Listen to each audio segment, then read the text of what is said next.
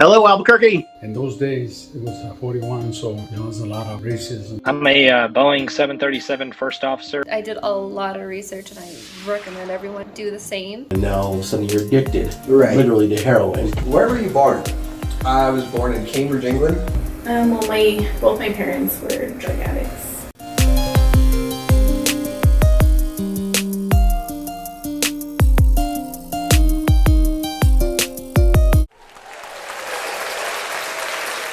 Welcome back to another episode. I'm your host, James Graves Brown.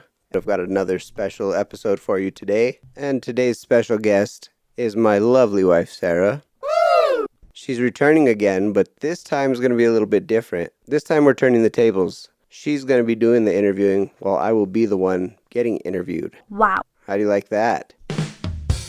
Okay, so please welcome Sarah. Hi, everyone. Damn, that is a sexy voice. Oh, my God. Seriously, the way you said that was super hot. This is my phone voice. My sex phone voice. Your 1-900 voice? Yeah.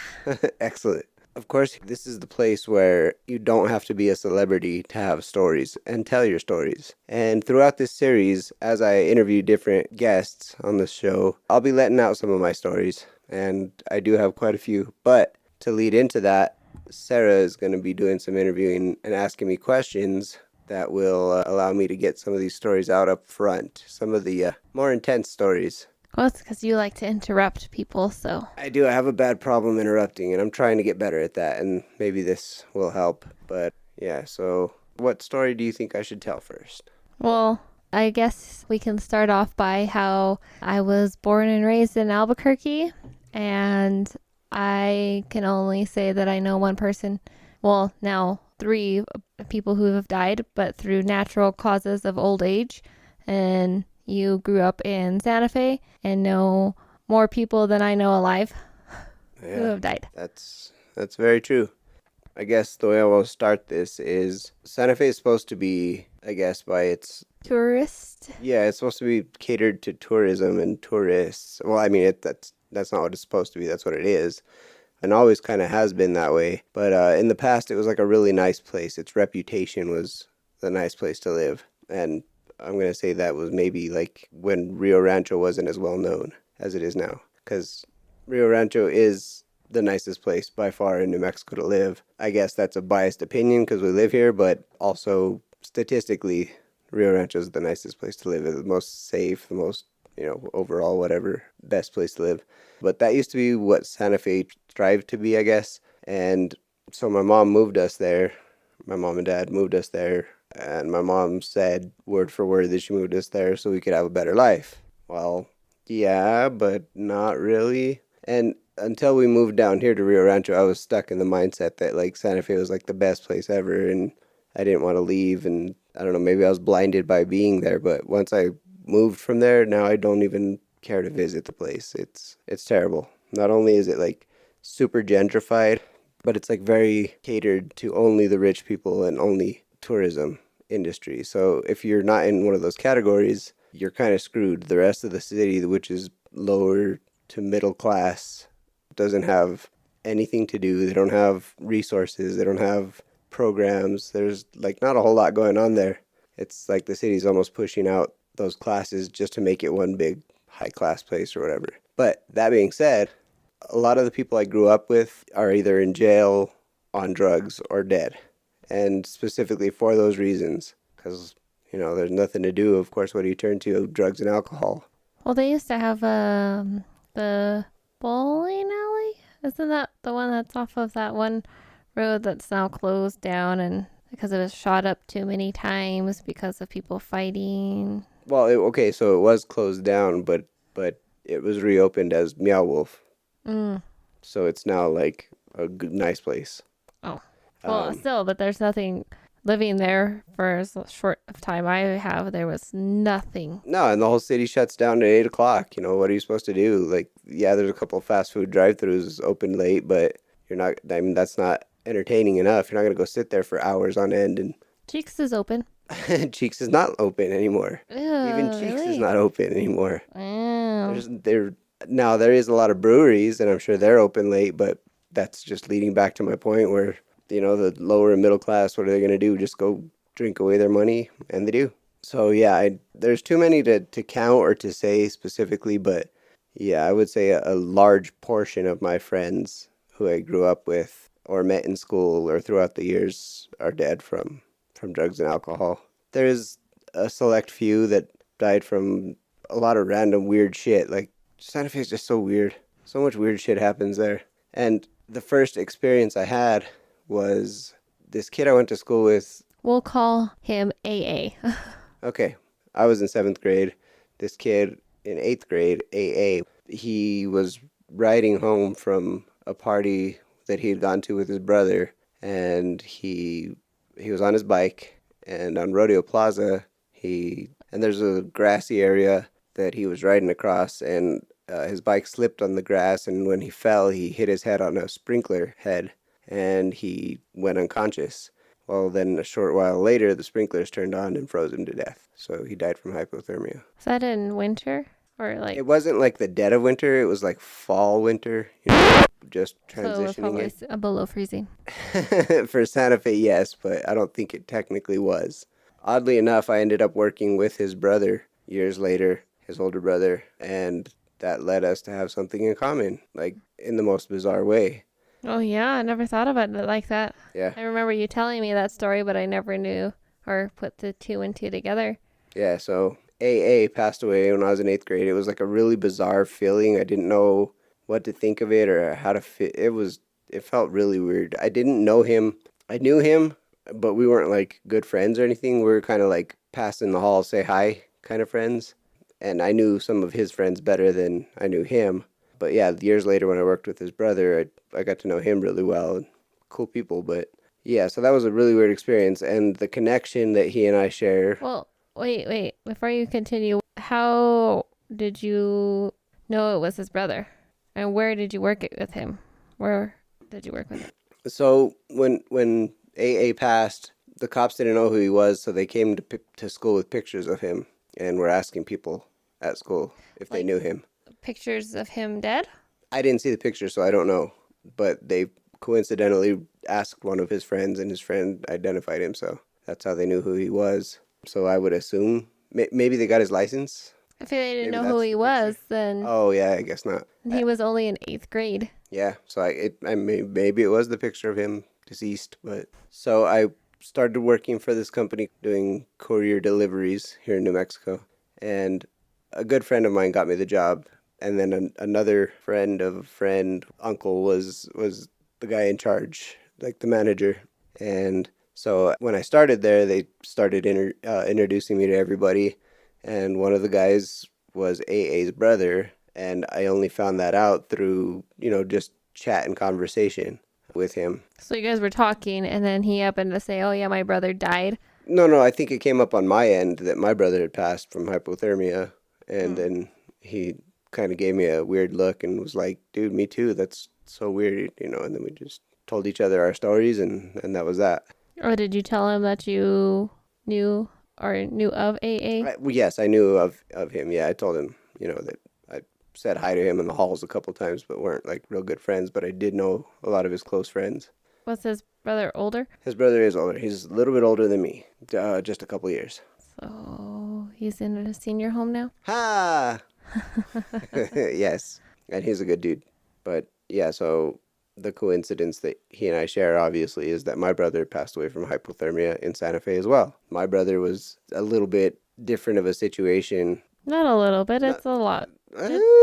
Well, there's a lot of commonalities, a lot. Well, I guess the similarity is the party part of it, but... Well, I see, and on that note, I don't know that AA was drinking.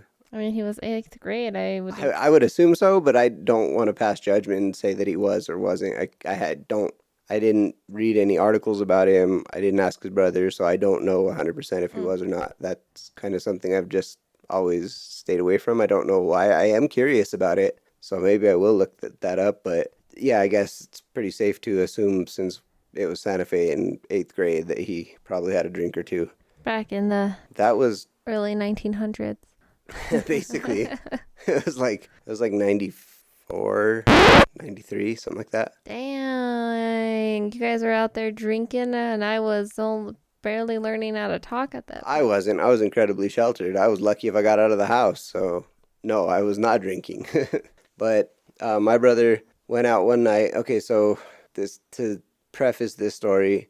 I would like to point out as well that people who listen to this podcast and find my questions, oh my God, I can't believe she asked that, or we all know you're wanting to know and you want to ask, but you're too afraid to ask said questions, which I just happen to know the answers already, but still people want to know. There's too much stigma around it when you listen to all those, what are those crime show podcasts and crime shows and True crime. all that's still the same. Yeah. And you want to know, Yep. so. And I'll be the first to admit that I am incredibly bad about that. Like, I don't even know some people that, like a friend will post something on Facebook or something that their relative or something passed. And I have to know. I have to ask why or how. Like, if it's an older person, I don't.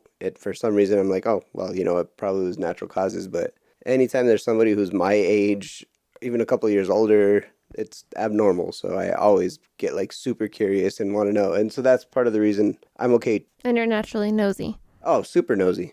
Anyways, continue. But I'm okay like talking about this. So yeah, on that note, if any of this is offensive to anybody because she's asking me these questions, I'm perfectly content telling these stories to anybody who wants to hear them. Like, so this is not, it doesn't bother me not one bit. It actually helps me talk about it. It's sort of therapeutic in a way, I guess. So where was I? Oh, I was prefacing the story. Yes. So flashback to 2006 in the end of December. Well, before I say that, let me say my brother lived with my dad and they lived behind the Violanda Mall, what used to be the Violanda Mall. And down a real long dirt road, real crappy dirt road that wasn't maintained by the city or anything like that. It just kind of deteriorated through time, and that's the way it stayed. Occasionally, people in the neighborhood would go out there and work on it a little bit, maybe take a grader across it or hire somebody, but it was not well maintained. It was full of potholes, huge hills. It was a pain to drive on any time of the year, but during snowstorms and when it iced over, it was impossible. Sometimes you couldn't leave the neighborhood because of the last hill going out. So on that note, the end of 2006 was a crazy snowstorm for New Mexico, where the majority of the state got well over a foot of snow, and that Santa Fe was no different. It got crazy snowed up there, and the road was undrivable. Didn't matter what vehicle you had. Like, even the big four-wheel drive vehicles weren't going to be driving out on the road that day because, dirt road with a foot and a half of snow on it, you're not going to get out. Doesn't matter. So my brother, that snowstorm hit right after Christmas, and I spent Christmas with my brother. Took him home the next day, and then, but I where I dropped him off was in a neighborhood closer to a paved road on the backside, so he had probably a 100-foot walk from where I dropped him off in the trailer park. And I dropped him off, and, well, I'll get to the weird shit later, but January 5th, my mom's dad passed away, my grandpa in Seattle, more or less natural causes. It was, body deterioration or whatever. So my mom called me that she was making arrangements for us to fly out to Seattle to go to my grandpa's funeral. And my brother would occasionally gallivant off with his friends, and he would spend a couple days away from home. He wouldn't tell anybody where he was. He didn't have a cell phone most of the time. Sometimes he did. But, he would go about his business, and a couple days later he'd come home. No biggie. We were all used to that. So my mom called me looking for my brother, and I had no clue where he was, but I started making some calls, and they came up fruitless. Well, the 6th of January, he decided that evening that he was going to go out with his friends to the mall. They were just going to go hang out at the mall, and they did. And they ended up going to Albertsons and having somebody buy him liquor. How old were they? Brandon was 20. He was 4 months away from turning 21. And his friend, about the same age, probably just turning 20, if nothing else. Mm-hmm. And then some girls. I don't know anything about the girls. I don't know them. So they hung out at the mall for a few hours and got pretty drunk. And then my brother told his friend that it was time for him to go home. So he started walking. And we had this route that was probably about a quarter mile, maybe a little bit more, that from our house down a hill through an arroyo across what's now an office space up the hill, and there was the mall. So it wasn't a real far walk or anything. But anyway, he started walking home, and he got to about the arroyo and started taking clothes off. And he got to the top of the hill and laid down and went to sleep and never woke up. So we didn't know where he was, and everybody was looking for him. And my dad on the 7th. No, this is the 9th. Huh. On the 9th, my dad decided he was going to go out and walk and look So for my that's brother. 3 days later? Yes. Okay. Oh, no, okay, I'm sorry. The 7th is when my brother went out with his friends and passed. So 2 days. So 2 days later, my dad decided he was going to go double check and just make sure that, my brother wasn't somewhere close by or whatever. And he walked up the road to the corner of the property and across the road and then through some trees, and there was my brother, passed away. And if you take steps, literal walking steps from our doorway to where my brother was I don't know, maybe 300 steps. Mm-hmm.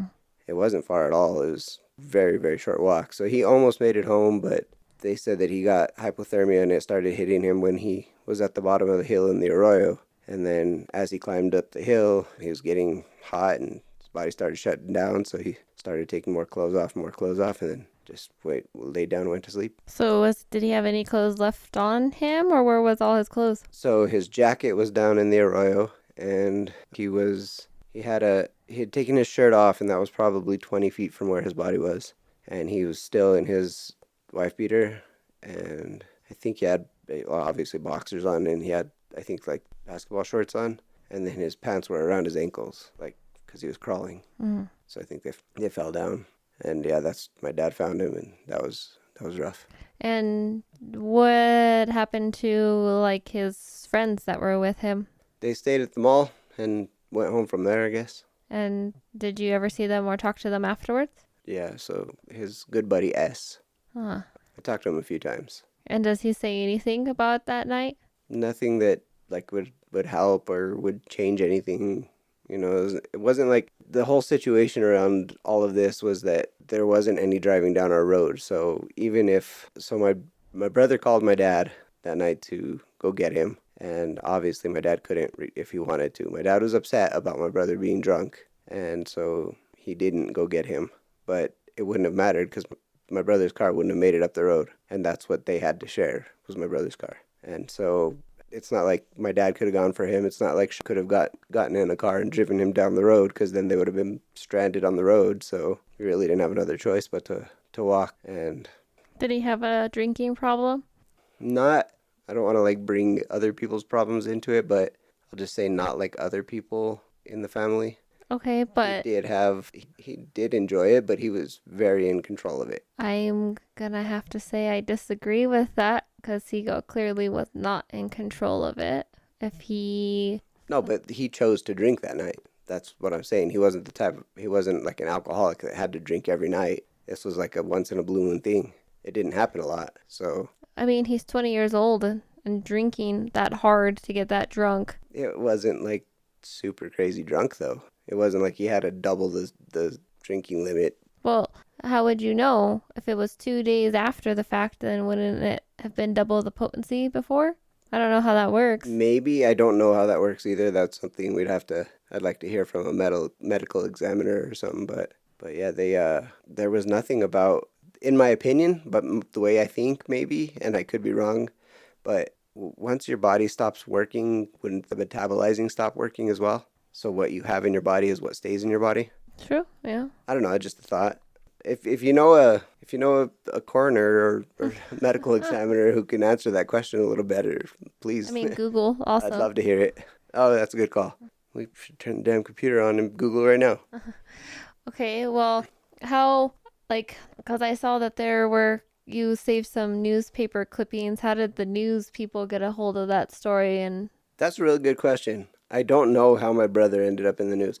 I assume because, and again, this is just speculation, but I assume that because a lot of those newspaper journalists listen to the police scanners, I would assume that's how they found out about it and made their way on down to the crime scene. And do you remember anyone asking you questions or anything? No. So when I got the call, I was at work, and my stepdad called me. He was still at his house, which is half an hour away from my dad's house. And so I hauled ass across town to my dad's house, and I pulled up in the road. Did he tell you what happened, or did he tell you they had to get down there?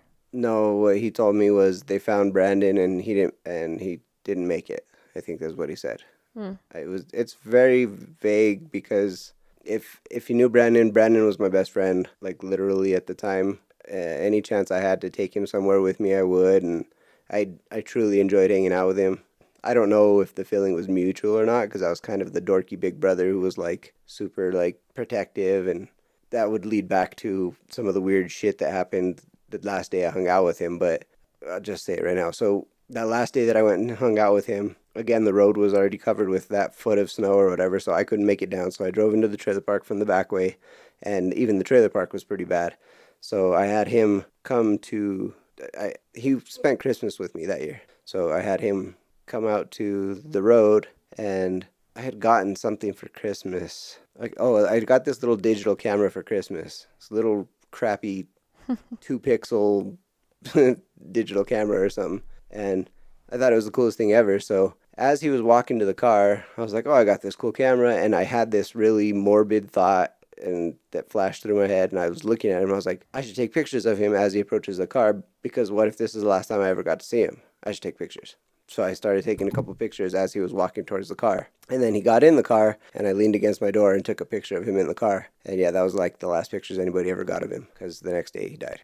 Did you really have those thoughts, or did you... I 100% promise. No, I literally was like, oh, I'm going to show him my camera. And I was holding it in my hand, and then I looked, and I was like, what if... I should take pictures, because what if I never saw my brother again? That would like suck, you know. So if you're out taking pictures of somebody, that's the thought that crosses your mind, that you're never going to see them again? I'm not going to lie, like I always take pictures of people with that in the back of my mind. Like, you never know, and it's somebody's time, and why not have extra pictures of that? I don't know. It's super morbid and super shitty, but that it's always a part of my thinking, as bad as that sounds. Well, I must be gonna live forever because you don't take that many pictures of me. I have a lot of pictures of you. No, Mm-hmm. I don't think so. Mm-hmm. I've seen your camera roll. Well, also, you're hard to take pictures of because, I don't know, you're just like, why? Don't push it back on me. Anyway, I do take pictures of you. Okay, well, continue with your story. Oh, yeah. I was saying the dorky older brother. So that day, and mind you, this is after Christmas, and I picked him up because I felt bad that he was bored, and I also was giving him his Christmas present that I bought for him. And I felt bad that he was stuck at home all day and couldn't leave. And so, you know, I picked him up, and we went to my ex-girlfriend's mom's house and shoveled her driveway. And then we went to her grandma's house, and me and Brandon and my ex's daughter made a snowman, and I took pictures. And then the day came to an end, and I went and dropped him off. But on the way to the mom's house, I told him that I was very proud of how far he had come, because he dabbled in hard drugs a couple times. He overcame them by himself without anybody. It was almost like it was a experimental thing, but it happened a couple times instead of just once. But it never became like a habit where he was gone for weeks on end or months on end. It was like he tried it lasted a couple days, he stopped, and things were normal. And then just one day out of the blue, he went and did it again. And, you know, so it was that kind of thing. But at this time period, he had been clean and sober for a long, long time, like months and months and months. And so, yeah, as we were driving, I told him that I was proud of him and who he had become and how he was keeping himself clean. And he was on a exercise regimen. He was always working out and staying healthy and whatnot. So I told him that I was proud of him and that I wished he would just keep that up. And I said, like, I hate to be that preachy guy, but with my friend who had recently was murdered recently, I didn't want anything bad to happen to him. And I specifically said that to him. And, you know, he was just kind of like, yeah, you're a fucking dork. Why are you talking like that? But I don't remember what the point of the story was, but yeah, I told him all that weird stuff. So yeah, and then it was then I went and dropped him off the end of that day. And then the next day is when he went with his friends and passed away, which we wouldn't find out for 2 more days. And how did you feel reading some of those newspaper articles? I was really upset with the sheriff at the time because he labeled my brother a druggie, and My brother, I know everybody's going to want to like play, defend your relative, but Brandon had picked up his friend one time from somewhere in my dad's truck and gave him a ride across town. He drove downtown, picked up his friend and a few plastic bags of stuff and drove him to his apartment. And when they got to the apartment, the sheriffs were there and they arrested my brother and his friend and then charged Brandon with larceny and receiving stolen property and all kinds of shit because all these bags were in the back of his truck. Well, it turns out that friend had gone with 2 other people up to Colorado and robbed one of their parents' house and brought all these trash bags full of shit back to New Mexico. And then they dropped that kid off and he was Brandon's friend, so he called Brandon for a ride. And so anyway, sheriff labeled Brandon as like this criminal with a criminal druggie and basically said it serves him right. That's what happens when you're one of those people. And, I was kind of upset at that because he didn't reach out to any of us.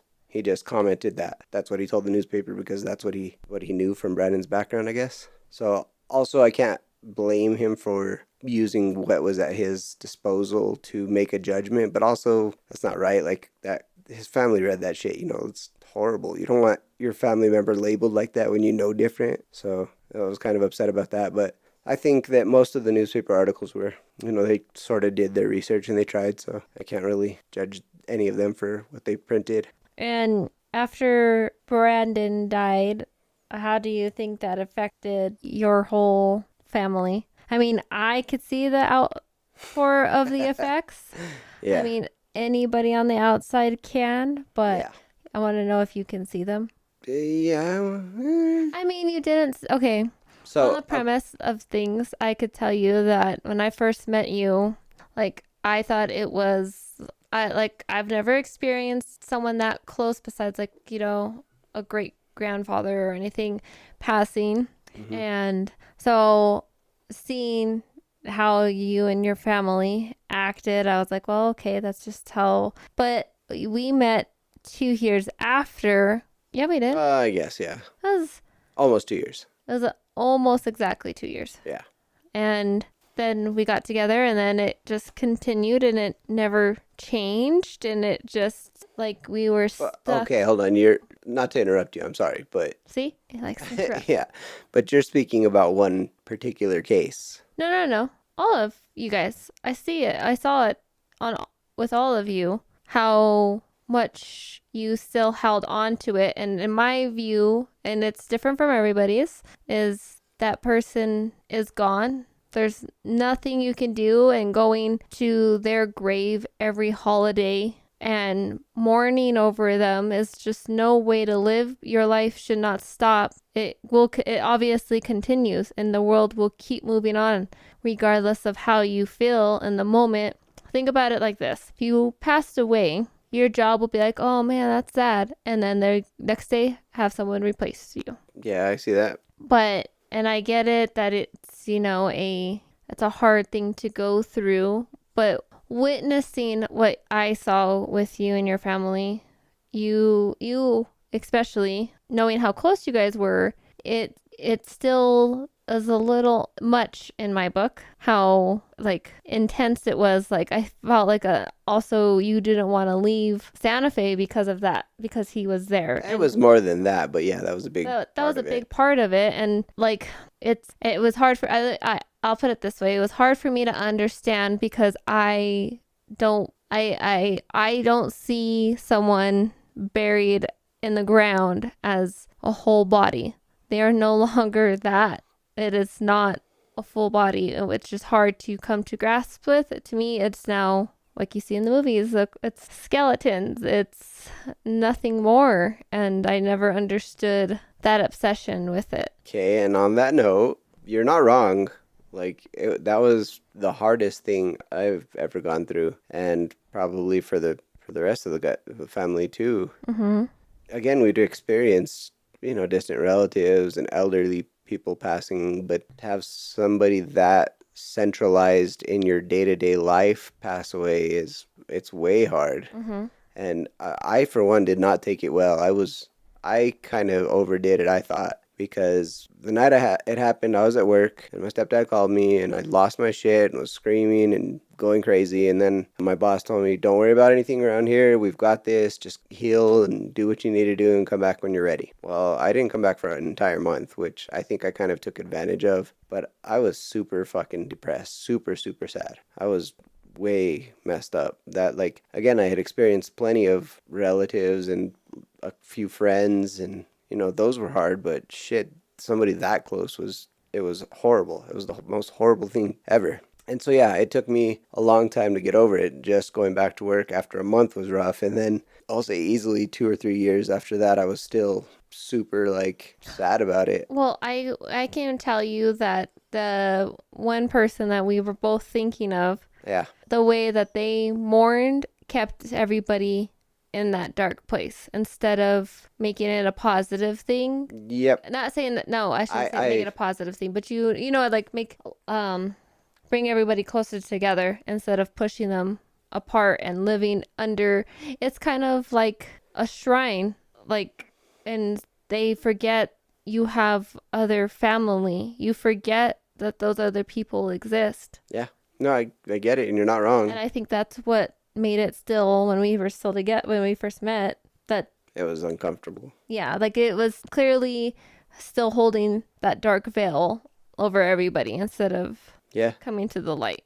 Yeah. I mean, and I can't say that, like, even to this day, if I had some free time, I'd stop by Brandon's grave and just clean it up real quick or something. But it's not like it used to be. Like, I was obsessed with going over there, and I think, again, to your point, everybody was, because that's, I guess, the way that the person we're speaking of coped with it and dealt with it and kind of instilled in our mind that that's the way it should be. And we didn't have experience other than this one, and that we were all trying to figure out and navigate together for the first time. And with that person leading charge, then yeah, of course it's going to be, you know, super, oh, this needs to consume you, and this needs to, every little thing. Oh my God, important. He's talking to you. Yeah. Oh God, the signs. Yeah.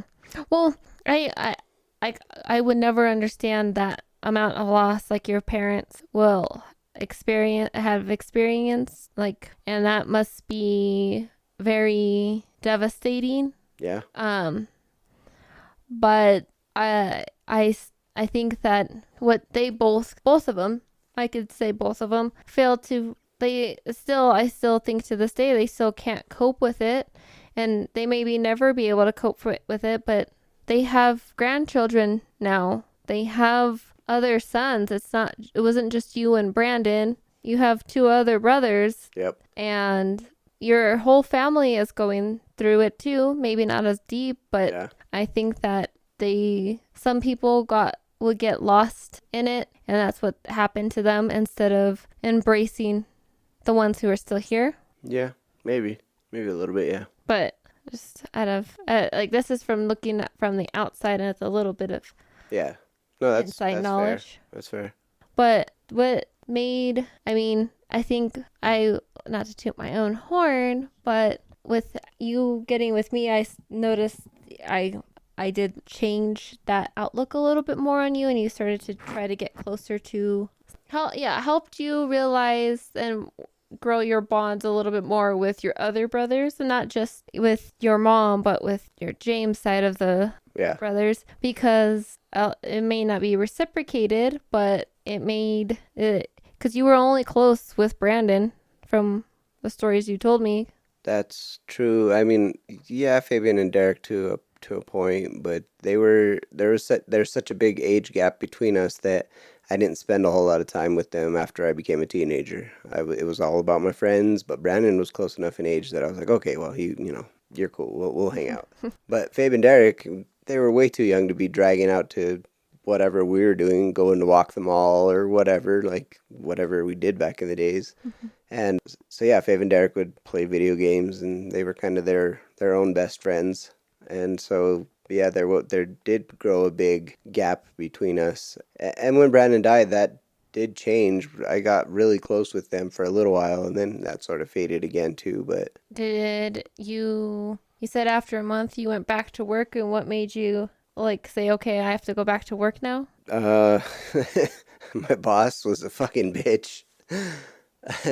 She Uh, she called and left me a message one day because it had snowed.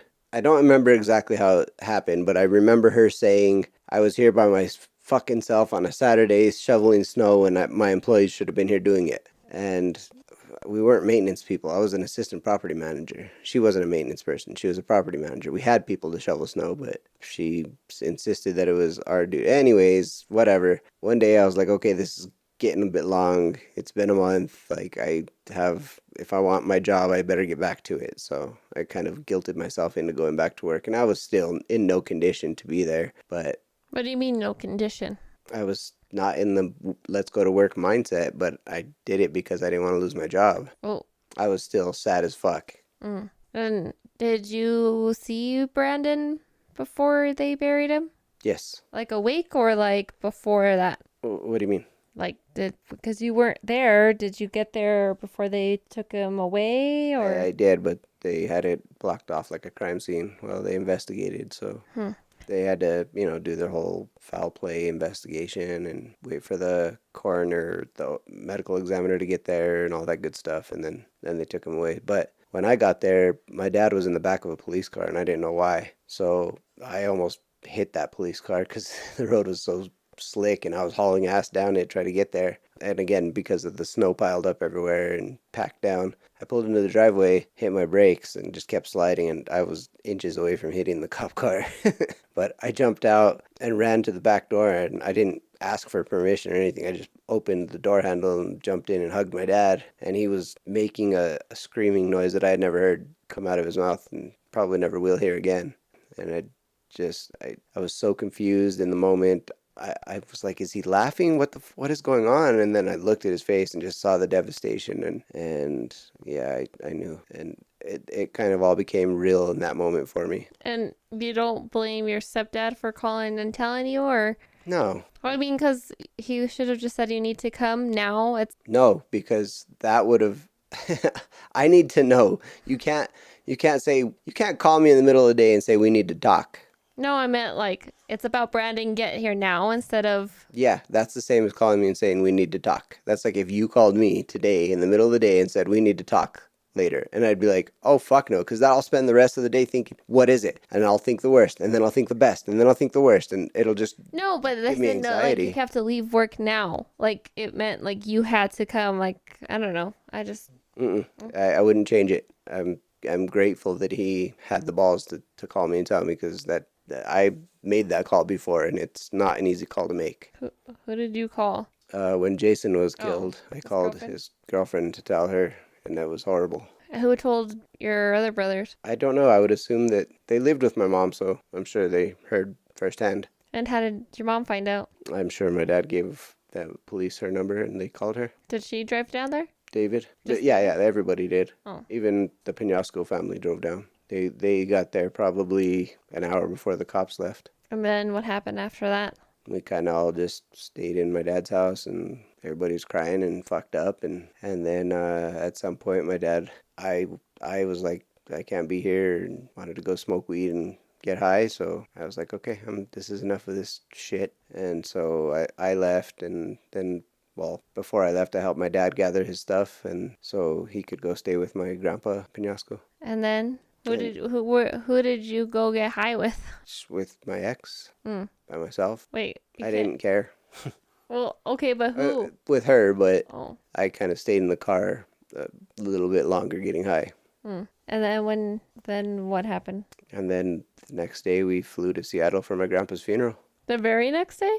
I'm sorry, we flew out. So my dad found him the 9th. I think it was like the 10th or 11th we went to Seattle. Why would you go out? My mom had already bought all the plane tickets for all of us.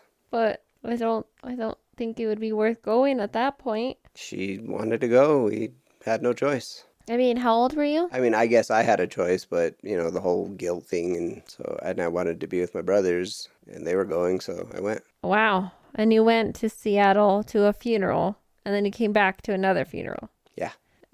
How long after was Brandon's funeral? All of that is really hazy in my mind. I don't remember a lot of details. I do remember bits and pieces of Seattle, but I think if I'm correct, we got back and then my brother's funeral was the 19th. So between the time we left and the time we got back was 8 days or something like that. I mean, we weren't there for 8 days. We were there for 3 or 4 days in Seattle. Maybe 3 days. Something like that. Well, see, that makes more sense what you told me the other day about that comment about no one made a comment to you guys about your brother passing. Yeah.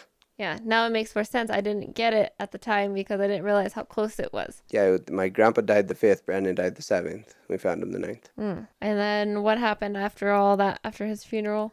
Well, all the family flew out for his funeral and everything. Well, most of them did. Don't remember who didn't come. But there's no hard feelings for not, it's hard to make it across country at such short notice for funerals and whatnot. Especially when I can't say that the California family was at all close to us. They were as close as they could be with the few visits that we made over the years. But, they didn't see Brandon every day. They didn't see him every month. They didn't see him every year. So it's not like they could be like super, super close with him. Mm-hmm. It's different with me because I lived with the California family for years before Brandon was born. So, they got to know me. They got to see me grow up a little bit before. So if it was me, then yeah, I'm sure that a lot more people would have made a bit more effort. Maybe not effort, but even without the means would have made the trip. Mm-hmm. But for Brandon, like I understand, the important key players all showed up. My uncles and aunts all showed up, and my grandma. So anyway, after the funeral, life went on. What can we say? It was still a struggle, but it went on, and I was at my brother's grave every day, just crying my eyes out and wishing it was a bad dream. It was such a horrible feeling. Like, I don't know, if you've ever had a feeling of hopelessness, like it's that, but multiplied by 50. Like you desperately want it to not be true. You desperately want to do something to change it, and just knowing that there's nothing you can do. You just have to deal with it. It's fucking stupid. Well, that's why they say channel that emotion into something productive in their name. I fucking should have, and I didn't. And I feel bad. But, I mean, I was too fucked up. I wasn't thinking straight. I didn't care about anything but getting high and thinking about my brother. Like, it wasn't good for me. It wasn't good for anybody. And so, have you ever felt that way ever again, or that feeling of hopelessness? Yeah, a couple times. Really? Yeah. And have you talked to your brothers, your dad, your mom, and about Brandon's death at all after the fact, or? No, I mean, what's there to talk about, We did all that stuff that we needed to do. We went through his stuff. We took care of tied up all the odds and ends and moved on. Well, what's the process? Like they came to the coroner, got him, and then he sat at the medical examiner's office? Yeah, they did an autopsy and all that kind of stuff, and then they, after they were done and, dressed him up, I guess, with whatever he was going to wear, that my mom took him. Then we had a private family viewing where he was just on a table in the front. And like in the shows and the movies? I've never seen what we experienced in a movie. It was literally a room like maybe twice as long as this, about as wide. And then there's just a table up front with like a, nice tablecloth and then like a little neck pillow, and he was just laying there on it. And then there was chairs for all of us to sit. And how was that experience?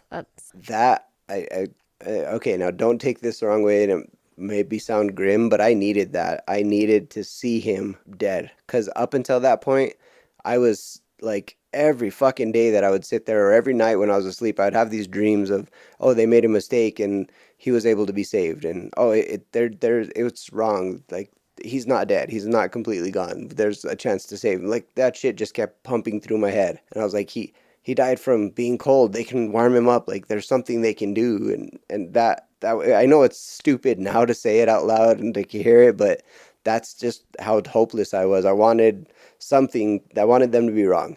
And seeing him. But seeing him, wouldn't you just say, oh, he's sleeping? No, I went up, we all went up and hugged him and touched him, and he's dead. There's nothing you can do. What do you mean? How did that feel? How did he feel that you knew he was dead? Just because you could say he was sleeping? Cold. Have you ever touched somebody who's dead? Have you ever touched somebody's hand? I have not experienced death the way you even have. with your grandparents or whatever? No, I never saw a dead body. I lied. The first dead body I've ever seen was when I was in 8th grade, and we flew out to Europe, and I went to the Vatican, and they had the Pope there encased in a glass coffin. Same. Except he wasn't encased in glass. Well, no, I never touched anybody, so I couldn't tell you what that feels like. Cold, very cold and clammy, and like just rubber, I guess would be the closest thing I could describe. When you touch their skin, it feels sort of like rubber, like cold rubber, not like skin. Interesting. But I don't know, it made it real, so I'm grateful that they did that for us, because that like mind fucked me out of my bullshit and was like, no, your brother's dead. He's not coming back. That's it. There's no going back. And then I was able to actually start grieving. And did you go through all the stages, as they say? Do you feel like? I'm not sure what all the stages are. Like anger, sadness. Yes. And all that. Mhm. I don't know the rest of them. I know those two. Yeah. Yeah. I didn't ever think about it. That's the first time I've ever thought about that. But yes, I did. Went through all that shit. Who were you angry at? The sheriff. Just the sheriff? It wasn't his fault. Okay, well, at one point I was mad at his friend. I was mad at Brandon. I was mad at a lot of people. Just anger was everywhere. Understandable. In the long run, the sheriff was who I was mad at the most, just for his statement, but that's very petty. Wow. Yeah.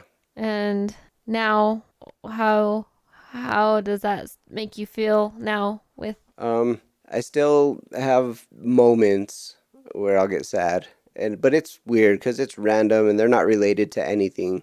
The only time that I actually think of something or like experience something that makes me sad that's related to him and that time and everything is, so I have anxiety with clouds.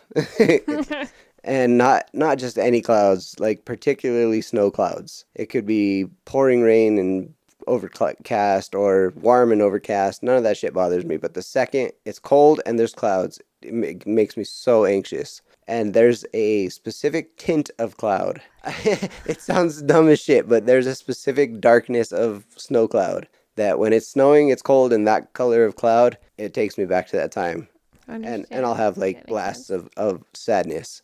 But it doesn't last long, you know. I'll think about it for a minute or two, and then I'm like, okay, well, you know, let's move on. And do you think about it or get upset? Like people say, oh, I'm going to freeze to death out here. No, that's the way people talk. Nobody's being insensitive to my situation. And even if they are, like, okay. Or like if you watch a movie and someone freezes to death. No. Doesn't bother you? No. I thought it would. No.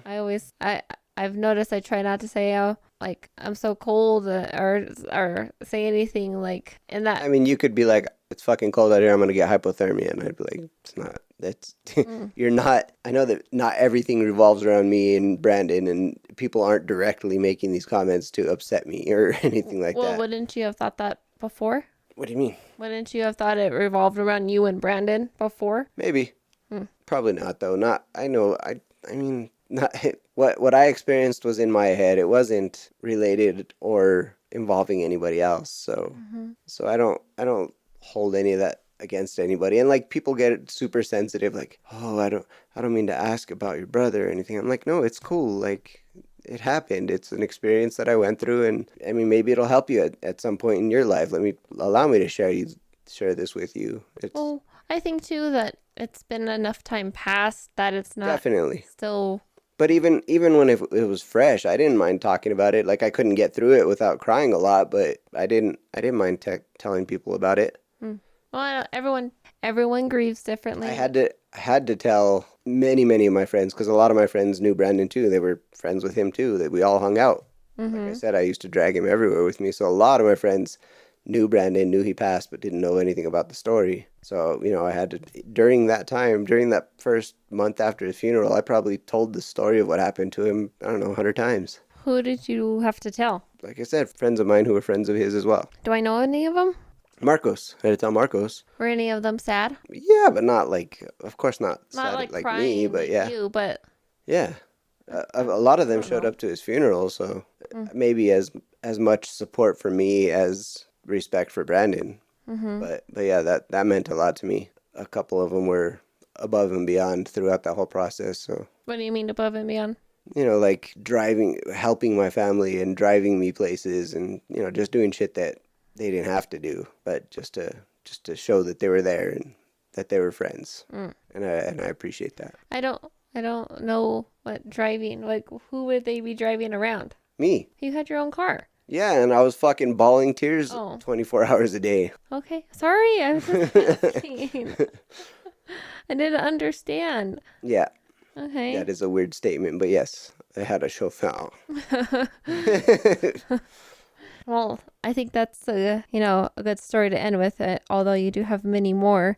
Many more. I do want to say, I have a question for you to leave it off. Now that you have experienced, or I shouldn't say now, but since you have experienced as much death as you have, don't you think it's a lot easier for you to go through it than it is for someone like me? Yes. Yeah. I Who's know never I know what experienced to I know what to expect, and I know how hard it is, so it doesn't mean that it's going to be easier if I have to go through it again, but at least I know what it's like and I know what to expect. But yeah, for somebody like you who's never experienced it, it's you you said it yourself. You don't know what it was like, so it's a horrible experience, but everybody has to deal with it, I guess. I guess you could say that I have when it comes to our puppies, because I love Yes. our dogs probably just as much as you loved Brandon, just at a different kind of love. Yeah. And when they pass, that's extremely difficult. And you asked about if I had feelings of hopelessness, and that again that leads back to when the dogs die, that feeling of hopelessness comes back. So yes, I've experienced it multiple times. And When my friend was murdered, when Brandon died, and when we lost our dogs, pretty much like the main times that I've felt the feeling of hopelessness. Now that's not to say when other people who were in my life pass that I don't feel it, just to a much or less extent. so it goes to say that I get to die first, and then you can. I can't do it again. That's Sorry. only fair. I can't do it again. No. I'm older than you. Inevitability means that I'm going to die first. No, that doesn't mean anything, and you know it. Well, I don't. I hope none of us die first. I hope nobody dies. We just don't die. Before we end this, did you want me to speak on I had two during Brandon's experience, during my experience during Brandon's death. Two experiences that I would say were weird. Maybe not signs, but did you want me to speak on those or save that for another time? You could speak on those, because I could say we can leave the Brandon story now because it's done. Like there's nothing else. Well, this is to tie up those loose ends. This is the end of everything I have to speak on about that whole story. For a little premise and why I laugh as much as I do, and I'll probably laugh what he says, but I have no faith in your writers. I don't believe in ghosts. But no, I don't believe in ghosts. I don't believe in the supernatural, even though I love that show. I have to see it with my own eyes to believe it. There's always a rational explanation. It's what Scooby-Doo has always taught me. Well, and I can put rational explanations behind both of my situations. So that's why if I laugh, he knows it's because I think it's a lot of hocus pocus. Well, and it may be, and like I said, that I can tell you what's the reality and the rational explanation behind both of my experiences, but just pretty coincidental around the timing. Maybe not. Okay, so the first one was before we flew out to Seattle. The night before, I had a dream that we were at Brandon's funeral. I didn't know any of the details of Brandon's funeral yet. We hadn't made those arrangements yet, so I didn't know where he was going to have his funeral, where we were going to bury him, any of that stuff. But I had a dream that we were at his funeral service, but not the burial part, where everybody shows up to the church and says goodbye to the person in the casket. Have you ever experienced that? You waved when you said I didn't wave. I was touching his hand. Anyway, I had a dream that we were there, and I couldn't take it. I was too messed up, so I ran out the back of this church that we were at, and I was standing like in the lobby. It's like between the front door and the entryway to the main place. And Brandon walked through the door and then just gave me a big old hug and was like, "It's okay, bro. It's just my body. Don't worry about it." Mm-hmm. And then he walked away, and that was weird. That was your dream, though. That was my dream. Okay. Well, obviously he was dead, but we were at his, and it didn't even make sense for a dream because we were at his funeral. He was laying dead up front, but he walked through the door and hugged me and said, like. So how was that strange? That's a dream. Yeah, but no, but we're talking about the signs that Brandon's still with us or whatever. Oh, okay. Or he's still showing us that he's around. Well, that was my one experience that I can say with a sign that I experienced. And then the second thing that we went through, all of us, and it really happened. So my mom bought us 6 tickets to go to Seattle for my grandpa's funeral, right, on the plane. And it's driving me fucking nuts that I can't get the flight details because it was so long ago. But she bought an entire row on the 737, 3 seats on each side. Mm-hmm. So 3 of us us 3 boys were going to sit on one side, and probably Derek, my mom, and David sit on the other side, right? Mm-hmm. Well, when we were flying back from Seattle, we got on the plane, and David and my mom took their seats on one side, and the 3 of us boys wanted to sit together, obviously, so we sat on the other side of the aisle, and I sat down. I think Fabian sat next to me and Derek by the window, and this kid gets on, and he's carrying a box, and he puts the box in the overhead, and he like stops at our row and looks at us, and he's like, "That's my seat," and he pointed to where Fabian was sitting right next to me in the middle seat, which was Brandon's seat originally. And my mom, or David, was like, he told the kid, he's like, "Hey, they just lost their brother, they kind of want to sit together, do you mind taking a seat somewhere else?" And the kid's like, "Well, that I paid for that seat, I want to sit there." And so they're like, "Okay, that's all right." So then Fabian got up and moved over to the side with my mom, and then the flight was sort of empty, so the flight attendant said, "If you guys want to move, go ahead. If you find an empty row, feel free." So like 2 rows up, there was an empty row, so the 3 of us sat there. And okay, so flight is what it is, nothing abnormal, and we're flying into Albuquerque, and we're about 20 minutes from landing, and all of a sudden we experienced like the most crazy turbulence I've ever gone through. Like, it felt like the plane was falling out of the sky. Even the flight attendant made the comment to us afterwards that in her 20 years of flight attending, she had never gone through that crazy of turbulence. And the pilot made a comment too, but I didn't hear it. My mom said it was similar. Anyway, we got up when we landed in Albuquerque and started gathering our stuff. And I got my bag from the overhead, and I looked, and that box that kid had put up there had Brandon written on the side. And I was like, "That's fucking weird." And I was like, "Is this your box?" And he's like, "Yeah, I said something about the name." And he's like, "Yeah, I'm Brandon." So that was like super weird coincidental that he was sitting in Brandon's seat, and he's a kid named Brandon. It's fucking, and he was adamant about sitting there. It's fucking weird. So, and then the part that you're not going to like, or you're going to laugh at, is that my mom said that it was Brandon shaking the plane to let us know he was with us. Oh my god. Why? Okay, I'm sorry. That's so mean of my laugh, but why would he shake the plane? Why would he be like, "Ah"? I don't know. I thought maybe the box was convincing enough. You don't have to fucking take us out of the sky, dude. But yeah, so those are the 2 experiences that I had that were strange, explainable, obviously, but strange and maybe signs, but not like, "Hey, Brandon's here and he's pointing." Don't you think that it was just all in your grieving mind because you were so sad that's you're looking for any sign? That's pretty coincidental. I didn't say that it was Brandon. I said it was coincidental as fuck.